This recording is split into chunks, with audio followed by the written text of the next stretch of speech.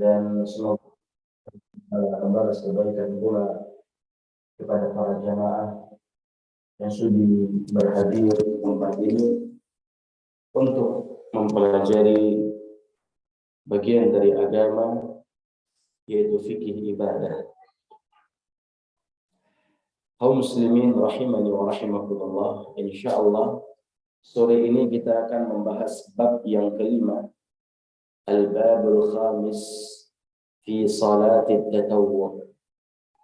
Kita akan membahas bab yang kelima, yaitu tentang salat tatawwu' atau salat sunnah. Nah, wa fihi masail. Pada bab yang kelima ini terdapat beberapa bagian, terdapat beberapa poin. Sebelum kita masuk poin-poin pembahasan, hendaknya terlebih dahulu kita mengetahui apa itu tatawwu'. Wal muradu bit tatawwu' kullu ta'atin laysat biwajibah. Yang dimaksud dengan tatawwu' adalah seluruh bentuk ketaatan yang hukumnya bukan wajib, maka itu tatawwu'. Berarti yang bukan wajib artinya sunnah. Nah, semua bentuk ketaatan yang hukumnya sunnah itu disebut dengan tatawwu'. Jadi ada namanya tatawwu', ada namanya sunnah, ada namanya mandub. Ya, itu semuanya kembali kepada makna sunnah.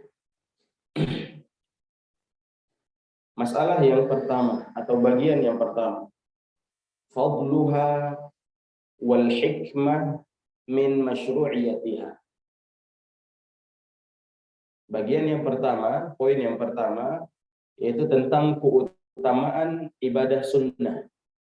Apa sih keutamaan ibadah sunnah itu? Kenapa tidak dicukupkan dengan yang wajib saja? Kenapa harus ada yang sunnah? Nah, wal hikmah min masyru'iyatiha. Dan hikmah, tujuan disyariatkannya ibadah sunnah itu untuk apa? Apa hikmahnya dengan adanya ibadah sunnah tersebut atau ibadah tatawwu'? Kita bahas satu-satu. Yang pertama, fadluha, keutamaan atau kelebihan ibadah sunnah. At-tatawwu'u bis-shalah min afdhalil qurbat ba'da al-jihad fi sabilillah wa talab al-'ilm. Amalan-amalan sunnah dengan salat, akan dibahas dulu amalan-amalan sunnah yang berkaitan dengan salat. Karena salat ada yang wajib, ada yang sunnah. Nanti akan disebut salat-salat sunnah itu apa saja yang dikerjakan di siang hari atau yang dikerjakan di malam hari. Amalan-amalan sunnah yang bentuknya salat min afdhalil qurbat ba'dal jihad fi sabilillah. Dia adalah bentuk ketaatan yang paling afdal, pendekatan yang paling afdal kepada Allah Subhanahu wa taala setelah jihad di jalan Allah Subhanahu wa taala dan menuntut ilmu. Artinya jihad itu lebih utama daripada salat sunnah. Dan menuntut ilmu juga lebih utama daripada salat sunnah. Makanya Imam Ahmad itu pernah beberapa kali meninggalkan salat malam dikarenakan sibuk membahas atau meneliti hadis Rasul sallallahu alaihi wasallam dari sisi kesahihannya, dari sisi sanadnya, meneliti rijal-rijalnya dan seterusnya. Sampai-sampai beliau tidak sempat untuk salat malam. Dan memang meneliti agama atau menyibukkan diri dengan ilmu itu lebih afdal daripada seseorang itu beribadah dengan salat sunnah. Nah, makanya dikatakan di sini melakukan ibadah-ibadah sunnah dia adalah seafdal pendekatan diri kepada Allah Subhanahu wa taala setelah jihad di jalan Allah. Seafdal amalan setelah menuntut ilmu. Ini menunjukkan jihad dan menuntut ilmu lebih afdal daripada amalan sunnah. Makanya terkadang seorang itu, ya, dia ada jadwal kajian di sore hari, dia ada jadwal kajian di siang hari, di pagi hari, atau di malam hari. Jangan dia sia-siakan jadwal tersebut, jangan sia-siakan kesempatan tersebut, karena pahalanya lebih besar daripada dia sholat duha. Pahalanya lebih besar daripada dia melakukan sholat sunnah rawatib. Pahalanya lebih besar daripada dia bahkan melakukan sholat malam atau sholat tahajud. Nah,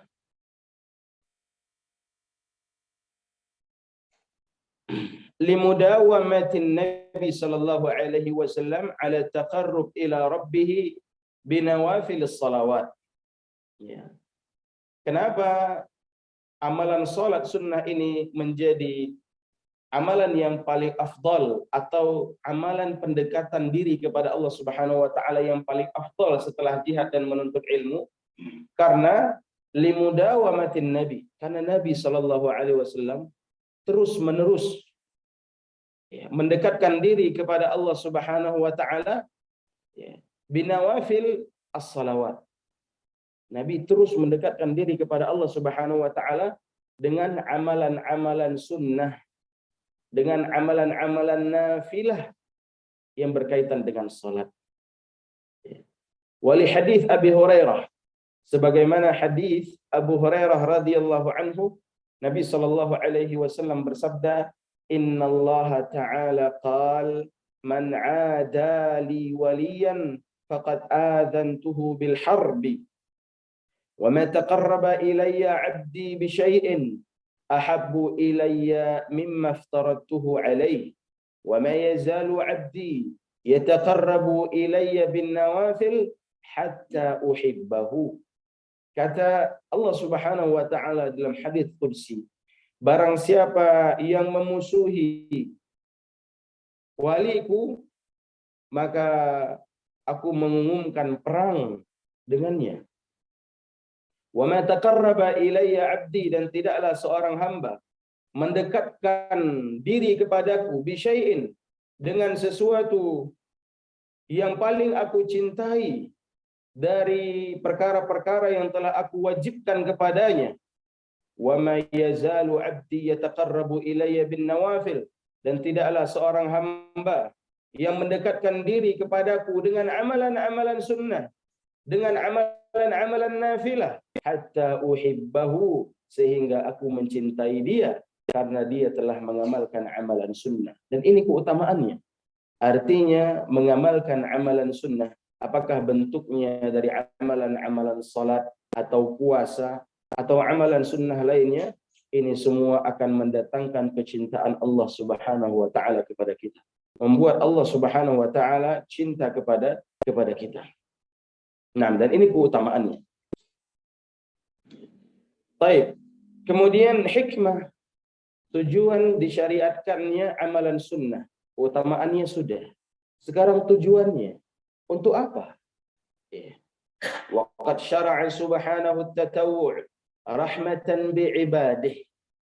Sungguh Allah Subhanahu wa taala telah mensyariatkan amalan-amalan sunnah rahmatan bi'ibadihi, sebagai bentuk rahmat, sebagai bentuk kasih sayang Allah Subhanahu wa taala kepada hambanya.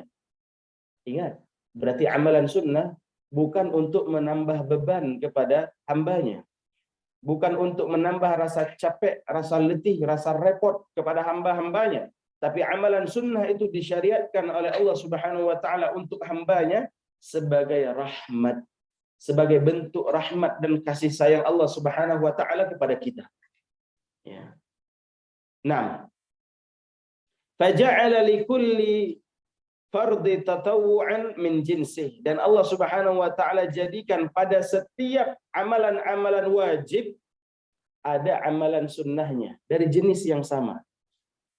Misal, Allah Subhanahu wa taala syariatkan kepada kita amalan wajib berupa salat 5 waktu. Di samping salat 5 waktu ada salat sunnah. Bahkan di setiap salat 5 waktu zuhur ada pasangan sunnahnya. Ada qabliyah, ada ba'diyah.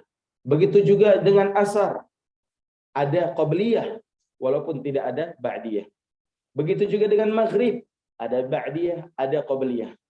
Ya. Dan ada yang rawatib dan ada yang ghair rawatib.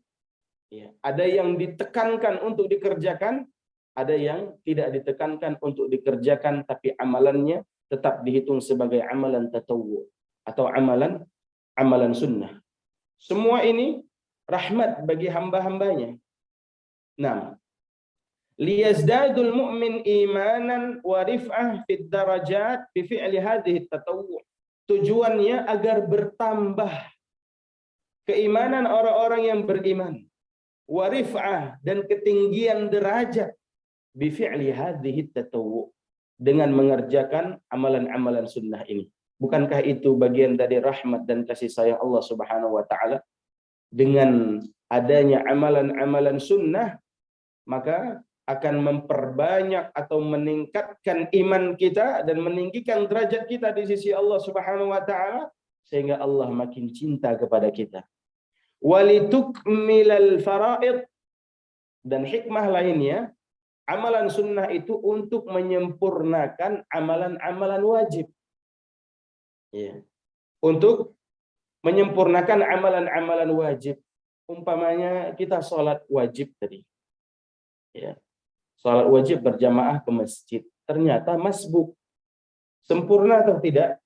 Gak sempurna. Kita ketinggalan takbiratul ihram. Ya.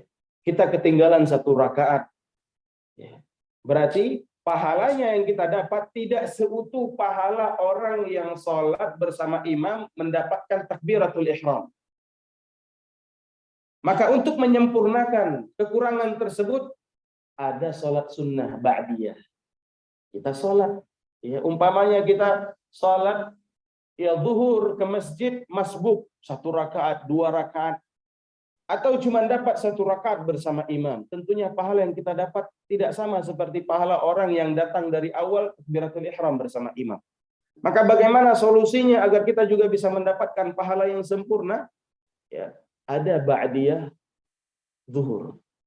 Maka kita kerjakan, jangan kita tinggalkan. Nah, itu rahmatan li'ibadih. Itu sebagai kasih sayang Allah, rahmat Allah kepada hambanya. Ada cara lain yang dengan cara tersebut kita bisa menutup kekurangan yang kita lakukan tadi di salat wajib.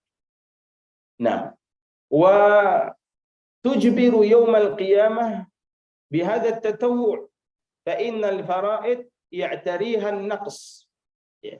Dengan adanya amalan sunnah, ya, akan menutupi pada hari kiamat, ya, kekurangan-kekurangan tersebut dengan amalan-amalan sunnah ini. Ya. Fa innal fara'id, karena amalan-amalan wajib ya'tariha an-naqs. Ya. Tentunya amalan wajib itu tidak terlepas dari kekurangan. Ya. Pasti kita kurang khusyuk, kurang sempurna, ya, kurang tuma'ninah, kurang ini, kurang itu, banyak sisi-sisi kekurangan ketika mengamalkan amalan wajib.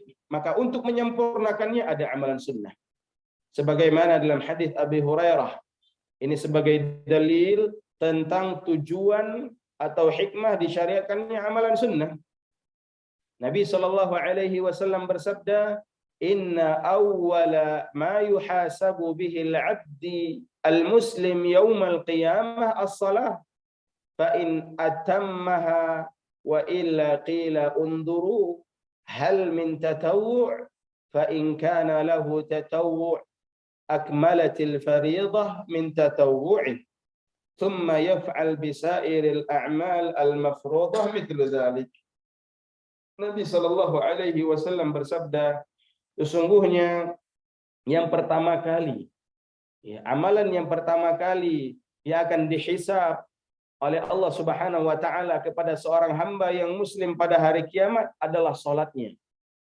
Yang paling pertama diperiksa nanti pada hari kiamat adalah amalan salat. Fa in atammaha, kalau amalan salatnya sempurna, bagus, selesai masalahnya. Lewat. Wa illa, tapi kalau salatnya tidak sempurna, akan dikatakan unduru hal lahu min tatawwu, wahai malaikat, coba lihat apakah dia punya amalan-amalan sunnah yang dia kerjakan selama di dunia. Fa in kana lahu tatawwu, kalau dia punya amalan-amalan sunnah yang terus dia kerjakan di dalam kehidupan dunia, akmalatil fariidah min tatawwu'i, maka amalan sunnah itu akan menyempurnakan amalan-amalan wajib yang kurang tadi. Amalan-amalan wajib seperti sholatnya, ternyata sholatnya nggak sempurna. Coba cek, ada amalan sunnah dari amalan-amalan sunnah sholat yang dia kerjakan? Kalau ada, amalan sunnah itu akan menutupi, akan menambal yang kurang-kurang, yang bolong-bolong dari sholatnya. Thumma yaf'al bisairil a'mal al-mafruḍah mithlu dzalik. Kemudian ini berlaku untuk seluruh amalan-amalan wajib lainnya. Lihat puasanya, lihat gimana Ramadannya. Sempurna enggak Ramadannya? Oh, ada yang kurang. Lihat dia mengamalkan amalan sunnah lainnya enggak dari amalan-amalan sunnah puasa. Senin Kamisnya ada enggak? Puasa 3 hari setiap bulan ada enggak? Ya, Ayyamul Bid. Atau puasa Daud ada enggak? Ya. Puasa Senin Kamis ada enggak? Puasa 6 ya, di bulan Syawal setelah Ramadan ada enggak? Ya. Nah, dan puasa-puasa sunnah lainnya kalau ada, maka tutupi kekurangan yang wajib tadi dengan amalan-amalan sunnah. Nah, bukankah ini rahmatan li'ibadih? Bukankah ini rahmat dan bentuk kasih sayang Allah Subhanahu wa taala kepada hambanya? Maka itulah hikmah disyariatkannya amalan sunnah. Bukan untuk menyiksa kita, bukan untuk mencapek-capekkan kita, merepotkan kita, lah. Tapi semua keuntungannya kembali kepada kita yang melaksanakan amalan sunnah tersebut. Nah, masalah yang kedua.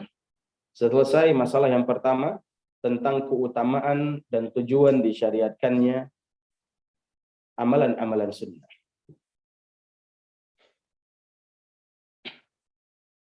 Walaupun seorang mengatakan kan sunnah, dikerjakan berpahala, nggak dikerjakan nggak apa-apa. Nah, kalau merujuk kepada hukumnya, definisinya nggak dikerjakan nggak apa-apa, tapi rugi. Kenapa rugi? Kita nggak mendapatkan pahala tambahan, nggak mendapatkan iman tambahan dari melaksanakan amalan-amalan sunnah.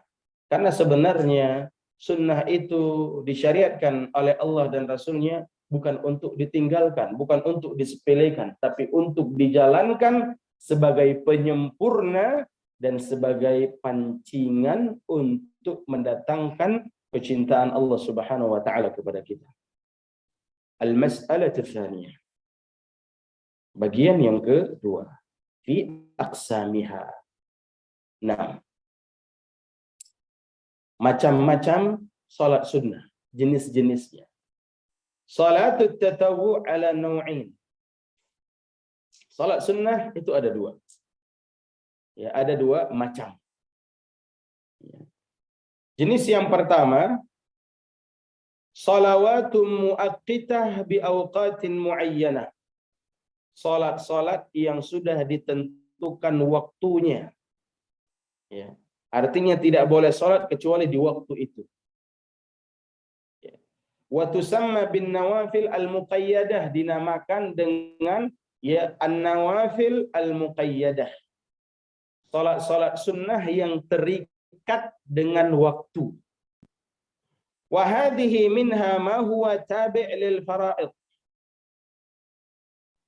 Dan amalan-amalan sunnah ini diantaranya seperti amalan-amalan sunnah yang mengikuti ibadah-ibadah wajib. Kasunanir rawatib, seperti salat sunnah rawatib. Misalkan salat sunnah qabliyah zuhur, sudah ada waktunya. Kapan waktunya? Ba'dal azan. Ya.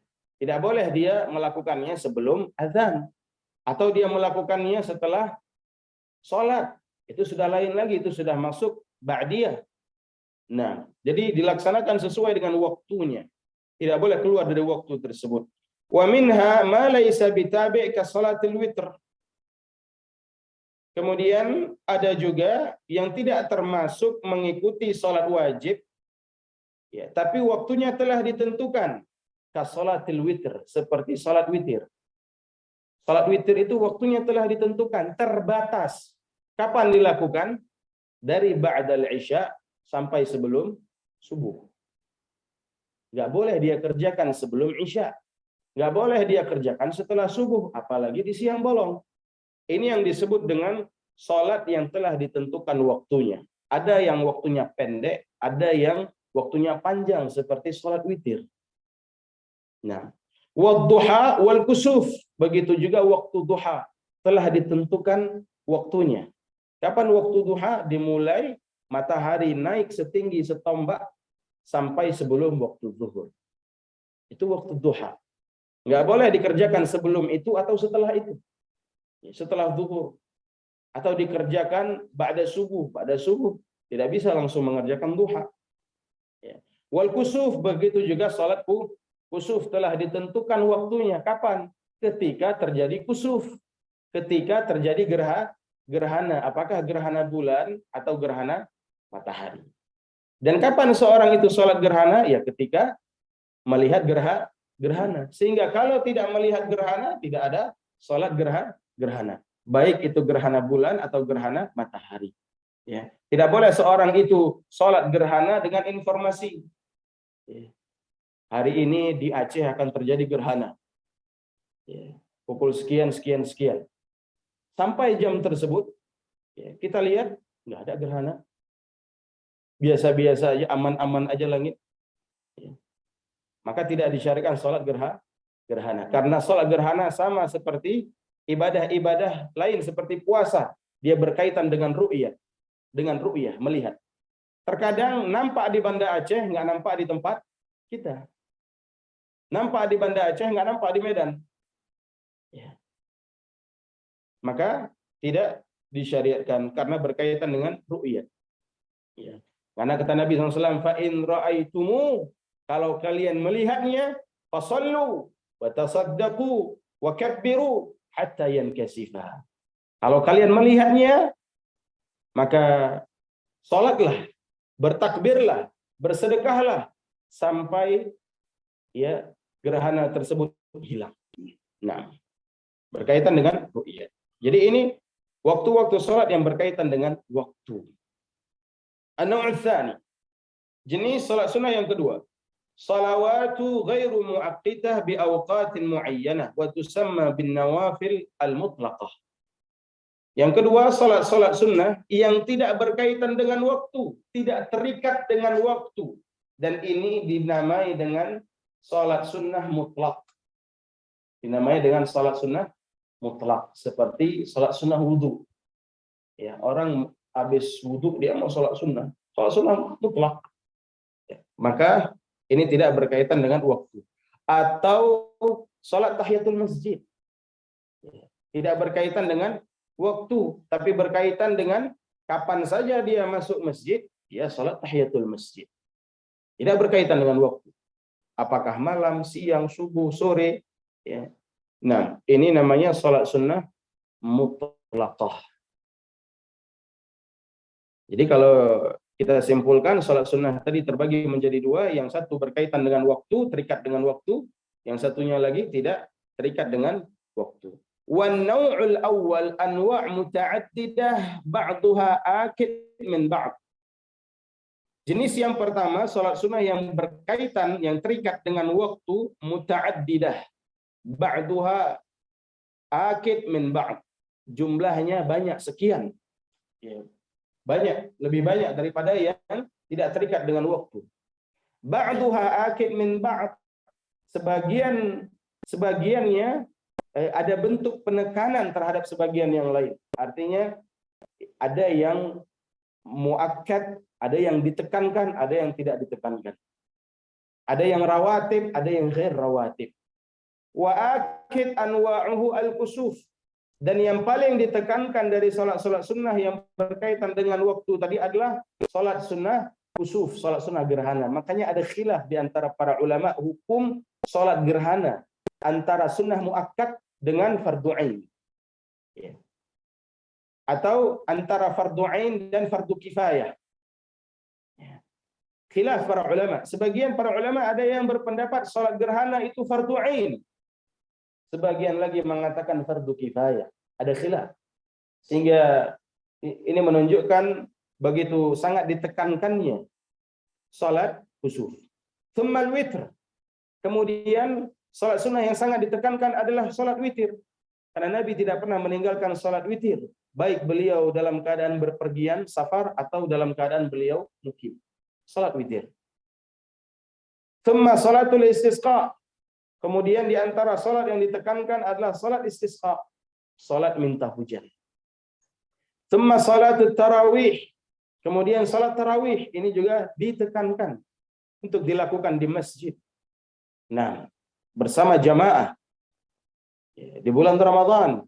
Wa amma an-naw'u tsani, adapun jenis yang kedua yang tidak terikat dengan waktu, fa yushra' fil lail kullah, disyariatkan di malam hari seluruhnya, wa fin nahar, dan disyariatkan di siang hari seluruhnya, ma ada awqatin nahi, selain waktu-waktu yang dilarang. Ya. Selain waktu-waktu yang dilarang. Ada waktu-waktu yang dilarang untuk melakukan salat sunnah. Yang pertama, ya, ketika ba'da subuh sampai langit-langit sedikit cerah. Nah, kemudian waktu tarawih yang ketiga, yang kedua, ketika matahari pas di tengah-tengah. Nah, kemudian yang ketiga, ba'da asar sampai tergelincir, sampai terbenamnya matahari. Ya. Sehingga ba'da subuh tidak ada ba'diyah. Ya. Salat subuh tidak ada ba'diyah subuh. Begitu juga asar tidak ada ba'diyah asar. Nah, begitu juga salat zuhur itu tidak tepat ketika matahari di atas, tapi ketika matahari tergelincir. Nah, ayo ikhwah rahimani wa rahimakumullah. Wa salatul lail afdal min salatin nahar. Dan salat malam lebih afdal daripada salat yang dikerjakan di siang hari. Artinya, salat sunnah ada yang dikerjakan di siang hari, ada yang dikerjakan di malam hari. Nah, salat sunnah yang waktunya di malam hari itu lebih afdal dikerjakan. Utamaannya lebih besar daripada salat yang di siang hari. Nah, misalkan kalau orang ingin membandingkan mana yang lebih afdal, salat duha atau salat malam? Maka jawabannya salat malam lebih afdal. Iya. Mana yang lebih afdal? Salat witir atau salat sunnah rawatib? Maka kita katakan salat witir lebih afdal daripada salat sunnah rawatib. Karena dia dikerjakan di malam hari. Ya. Dan Nabi SAW mengatakan, afdalus salah ba'dal faridah salatul lail. Salat yang paling afdal setelah salat wajib, salat malam. Sehingga salat malam mengalahkan seluruh salat sunnah yang ada. Nah, apalagi yang dikerjakan di siang hari. Taib. Ini jenis salat sunnah. Ada yang berterikat dengan waktu, ada yang tidak terikat dengan waktu. Kita masuk al-mas'alatus tsalitsah, bagian yang ketiga. Ma tusannu lahul jamaah an salatit tatawwu. Tidak disunnahkan dikerjakan berjamaah dari salat-salat sunnah. Tidak disunnahkan. Ya. Kecuali tasunnu salatul jamaah, disunnahkan ya salat berjamaah dari salat-salat sunnah at-tarawih. Salat tarawih. Jadi disunnahkan, dianjurkan. Ya, digalakkan. Wal istisqa, doa minta hujan. Wal kusuf, doa salat gerhana. Ya, salat istisqa, salat minta hujan, dan salat gerhana. Ketiga salat ini disunnahkan untuk dikerjakan secara berjamaah. Adapun yang lainnya maka tidak disunnahkan. Bagaimana dengan salat tarawih, dengan salat malam, salat tahajud, boleh nggak berjamaah? Ya, maka hukum asalnya salat tahajud itu sendiri-sendiri. Dan para ulama mengatakan boleh dikerjakan tahajud berjamaah sesekali. Ya, bukan dikerjakan rutin. Dalilnya, ya dalil hadis Anas bin Malik atau hadis Ibnu Mas'ud. Begitu juga hadis Hudzaifah bin Yaman yang pernah salat malam bersama Nabi sallallahu alaihi wasallam. Hudzaifah, dalam riwayat Hudzaifah, Nabi sallallahu alaihi wasallam ya iftataha bi surat Al-Baqarah. Nabi SAW membuka salatnya dengan surah Al-Baqarah. Kemudian kata Hudzaifah dalam hati, sayarka indal mi'ah. Nabi akan ruku di ayat 100. Setelah masuk ayat 100, Nabi enggak ruku. Nabi lanjut. Kata Hudzaifah, Nabi akan ruku selesai surah Al-Baqarah. 286 ayat. 2 juz setengah kurang sedikit. Selesai surah Al-Baqarah, Nabi SAW tidak berhenti. Tidak ruku. Lanjut ke surah An-Nisa. Ya. Dari An-Nisa nanti baru balik ke Ali Imran 200 ayat. Totalnya 3 surah. 3 surah itu kurang lebih 5 juz. Ya, 5 juz seperempat. Ya. Dari Al-Baqarah sampai An-Nisa 3 surah. Ya. Al-Baqarah, kemudian Nabi lompat ke An-Nisa, kemudian balik lagi ke Ali Imran, itu totalnya 5 juz seperempat. 1 rakaat. 1 rakaat. Ditambah lagi rukuknya panjang, sujudnya panjang, i'tidalnya panjang. Ya, disesuaikan sebagaimana panjangnya berdiri. Ya, subhanallah. Makanya salat malam ya Nabi Shallallahu Alaihi Wasallam dan para sahabat dikenal salat yang sangat panjang. Makanya Allah mengatakan dalam surah Al-Muzammil bagaimana ya kriteria salatnya Nabi Shallallahu Alaihi Wasallam. Nabi itu ya salat malamnya paling sedikit sepertiga malam. Paling sedikit sepertiga malam. Ya. Dan terkadang beliau menghabiskan malamnya setengah malam untuk sholat. Dan terkadang 2/3. Ya. Misalkan malam itu ada 12 jam. 12 jam waktu malam. Dari ba'dal isya sampai subuh. Misalkan 12 jam. Terkadang Nabi SAW menghabiskan waktu malamnya 2/3. 2/3 malam. Dari 12 jam, berapa jam berarti? 8 jam. 8 jam. Ya, 8 jam sholat. Dan terkadang Nabi SAW sholat setengah malam. Berarti 6 jam. Dan terkadang Nabi SAW sholat sepertiganya. Ya. Kalau sepertiga berarti 4 jam. Dan itu paling sedikit. Ya, paling sedikit. Nah, Allah mengatakan dalam surah Muzammil di ayat 20 gimana bunyinya? Inna rabbaka ya'lamu annaka taqumu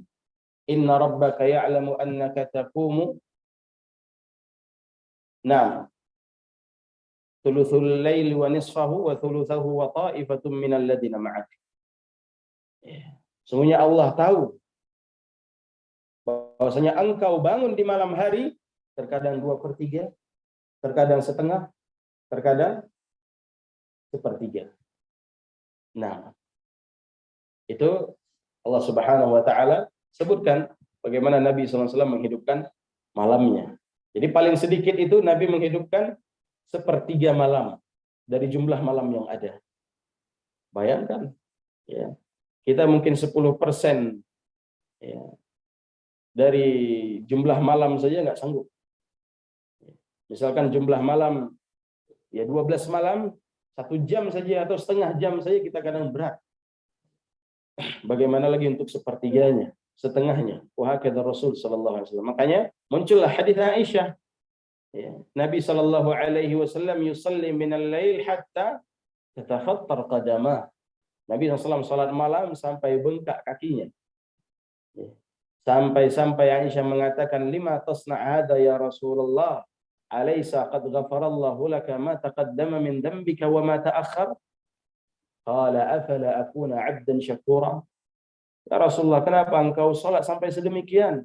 Bukankah dosamu telah diampuni yang telah lalu maupun yang akan datang? Wahai Aisyah, tidak pantaskah aku untuk berterima kasih, untuk menjadi hamba yang bersyukur kepada Allah Subhanahu wa taala telah diberikan banyak karunia? Artinya bentuk syukur Nabi SAW kepada Allah Subhanahu wa taala dengan salat sedemikian rupa. Nah, dan itu potret bagaimana Nabi Shallallahu Alaihi Wasallam beribadah di malam hari. Begitu juga hadis Ibnu Mas'ud, yang Ibnu Mas'ud salat di belakang Nabi Shallallahu Alaihi, di samping Nabi, berdua di samping Nabi salat, sampai-sampai Ibnu Mas'ud mengatakan hatta hamamtu bi amri su, saking panjangnya salat Nabi SAW, hatta hamamtu bi amri su, sampai-sampai aku berencana berbuat buruk di dalam salatku. Ketika beliau menceritakan kepada para sahabat yang lain, wa ma hamamta ya Ibnu Mas'ud, apa yang kau rencanakan wahai Ibnu Mas'ud ketika mengikuti salat yang begitu panjang di samping Nabi sallallahu alaihi wasallam? Hamamtu an aq'ud wa ad'u Rasul sallallahu alaihi wasallam bi nafsi. Aku ingin duduk dan meninggalkan Nabi sallallahu alaihi wasallam salat sendiri. Itu yang ingin dilakukan oleh Ibnu Mas'ud ketika salat di samping Nabi sallallahu alaihi wasallam. Panjang sekali, enggak sanggup. Padahal kalau dari sisi umur Ibnu Mas'ud junior. Nabi sallallahu alaihi wasallam umurnya ketika itu sudah lebih dari 50 tahun. Ibnu Mas'ud masih muda, bahkan dikatakan masih syabab, anak muda masih. Tapi kalah adu kekuatan di dalam ketaatan kepada Allah Subhanahu wa taala. Pengen duduk nggak sanggup, sudah gemetar lututnya. Pengen duduk dan meninggalkan Nabi SAW sendiri, tapi tidak jadi dia lakukan.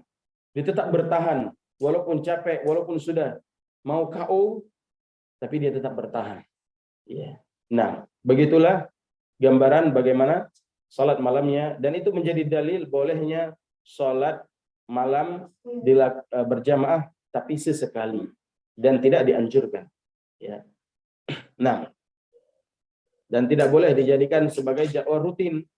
Ya, setiap malam Jumat, misalkan setiap malam Rabu, setiap malam Kamis, atau seminggu sekali. Enggak, tidak dijadikan jadwal rutin.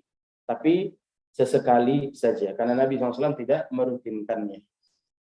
Nah, dan itu pun para sahabat ikut hanya ingin tahu berapa panjang sih sholatnya Nabi Shallallahu Alaihi Wasallam, seberapa lama sih sholatnya Nabi Shallallahu Alaihi Wasallam. Nah, ketika ya mereka ikut bersama Nabi, tahu segini rupanya panjangnya. Nah, jadi bukan Nabi SAW mengajak para sahabat untuk ya sholat berjamaah atau mengisyaratkan mereka untuk menentukan hari-hari sholat tahajud secara berjamaah.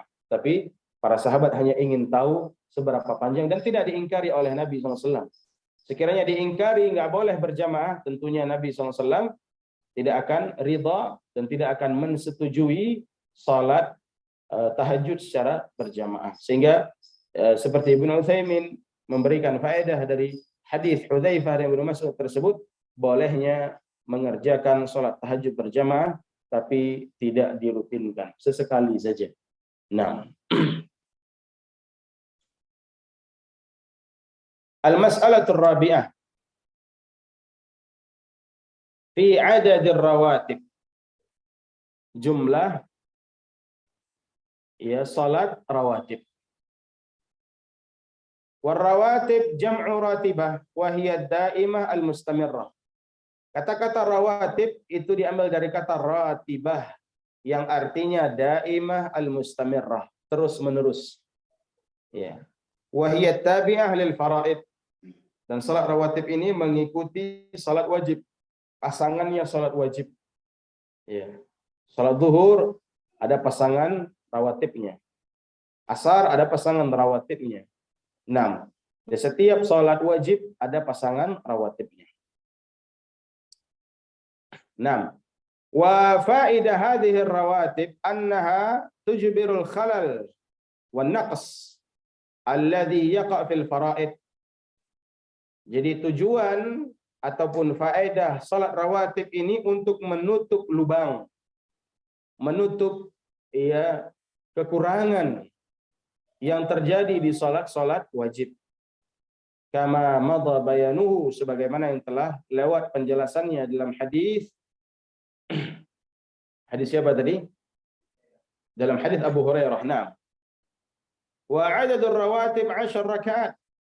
Dan jumlah rawatib itu ada 10 rakaat sehari semalam.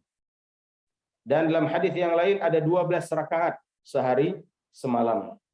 Nah, sebagaimana hadis Ibnu Umar, kata Ibnu Umar, hafidtu an Rasulillah, aku menghafal dari Rasul sallallahu alaihi wasallam raka'atain qabla adh-dhuhur. 2 rakaat sebelum zuhur. Wa raka'atain ba'da adh-dhuhur. 2 rakaat setelah zuhur. Wa raka'atain ba'da al-maghrib. 2 rakaat setelah maghrib. Wa raka'atain ba'da al-isya. 2 rakaat setelah isya. Wa raka'atain qabla al-ghadah. Dan 2 rakaat sebelum subuh. 10. Ini hadis Ibnu Umar. 10 rakaat. Ya. Kanat sa'ah la adkhul 'ala an-nabi fiha. فحدثتني حفصة أنه كان إذا طلع الفجر وأذن المؤذن صلى ركعتين. Dan pernah suatu saat aku tidak menemui Nabi sallallahu alaihi wasallam, fahadatsatni Hafsah, maka Hafsah menyampaikan kepadaku annahu kana idza tala al-fajr, bahwasanya kebiasaan Nabi SAW apabila terbit fajar, wa adzana al-muadzin, dan telah muadzin telah mengumandangkan adzan, salat rakaatain. Nabi SAW salat 2 rakaat. Wa yata'akkad lil muslim an yuhafaz ala 12 rakaat, dan ditegaskan di dalam hadis Muslim bahwasanya hendaknya kita menjaga salat sunnah sehari semalam itu, salat rawatib 12 rakaat. Ya. 12 rakaat. Ya. Ma min 'abdi yusalli lillahi ta'ala, tidaklah dari hamba-hambaku yang salat untuk Allah Subhanahu wa taala sehari semalam dengan jumlah 12 rakaat, illa banallahu lahu baitan fil jannah, melainkan akan dibangunkan untuknya sebuah istana di surga. Illa bunya lahu baitan fil jannah. Ya, akan dibangunkan untuknya sebuah rumah, sebuah istana di surga dengan menjaga salat rawatib yang 12 rakaat. Wahiyal 10 madhkur sabiqan, 12 tersebut, 10 yang telah disebut tadi, illa annahu yakunu qabla adh-dhuhr 4 rakaat, ditambah 2 rakaat lagi sebelum zuhur. Jadi sebelum zuhur 4 rakaat. Dan cara melakukannya ya 2 rakaat, 2 rakaat. 2 rakaat salam, kemudian 2 rakaat salam. Ya, setelah adzan zuhur. Dan sebagian ulama membolehkan mengerjakannya 4 rakaat sekaligus tanpa ada tahiyat awal. Tapi yang lebih kuat ya adalah mengerjakannya 2 rakaat, 2 rakaat. Wa raka'atain ba'dal maghrib, dan 2 rakaat setelah maghrib, 2 rakaat setelah isya, 2 rakaat sebelum subuh, sebagaimana di dalam hadis Aisyah radhiyallahu anha.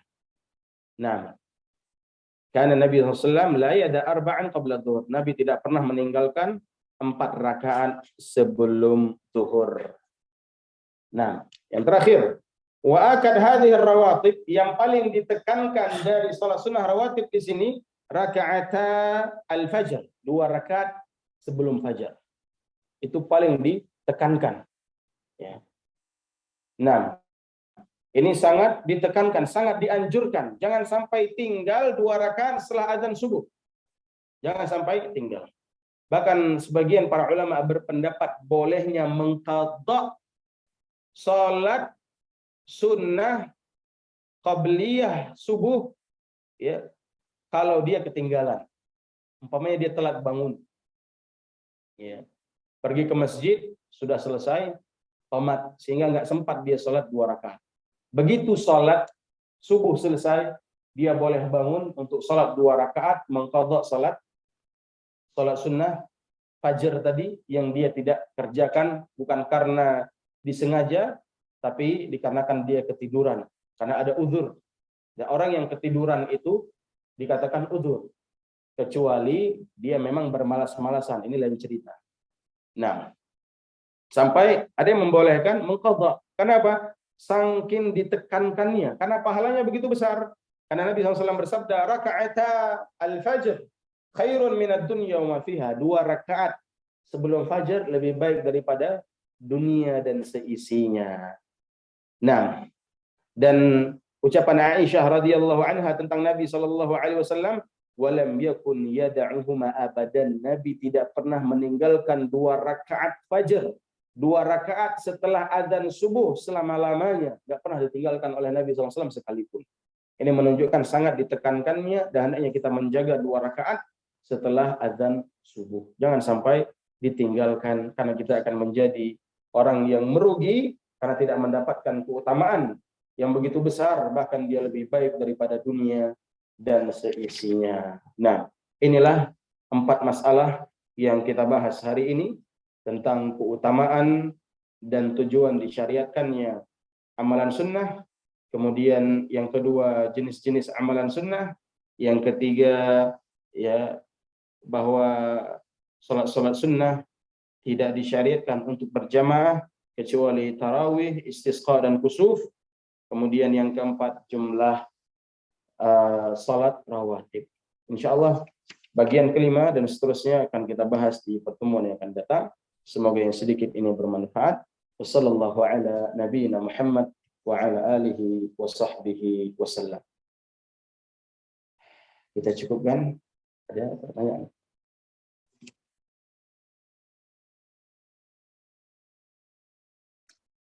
Apa boleh salat sunnah tahajud dilakukan sebelum tidur? Taib. Yang namanya tahajud itu salat yang dilakukan setelah tidur malam, itu tahajud. Ya, tapi kalau dia kerjakan sebelum tidur, ya, maka dikatakan salat malam juga. Mungkin dia khawatir nggak bisa bangun di tengah malam atau di sepertiga malam terakhir, maka dia boleh salat di awal malam, tapi tidak dinamai dengan tahajud. Ya, dia bisa ambil witir saja, dan itu kebiasaan Ibnu Umar. Ibnu Umar biasa melakukan witir setelah sholat Isya sebelum tidur, dan itu beliau lakukan ya ketika beliau dalam keadaan kurang fit atau dalam keadaan capek, khawatir tidak bisa bangun di penghujung malam atau di sepertiga malam terakhir. Makanya terkadang beliau demi bisa menjaga sholat witir dan tidak tertinggal, beliau sholat ya sebelum tidur.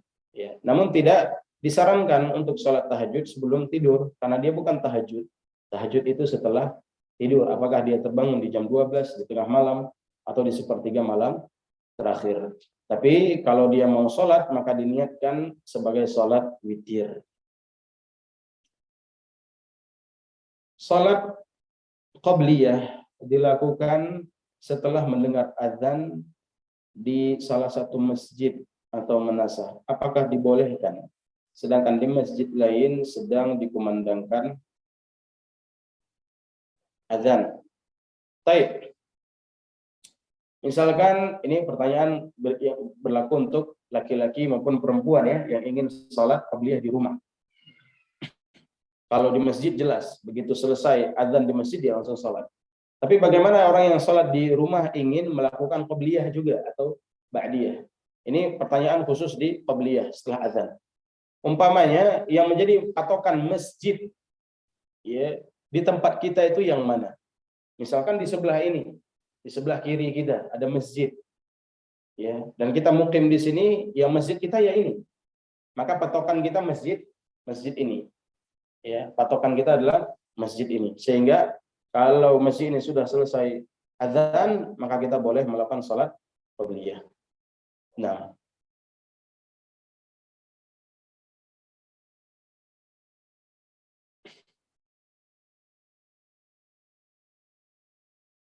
baik.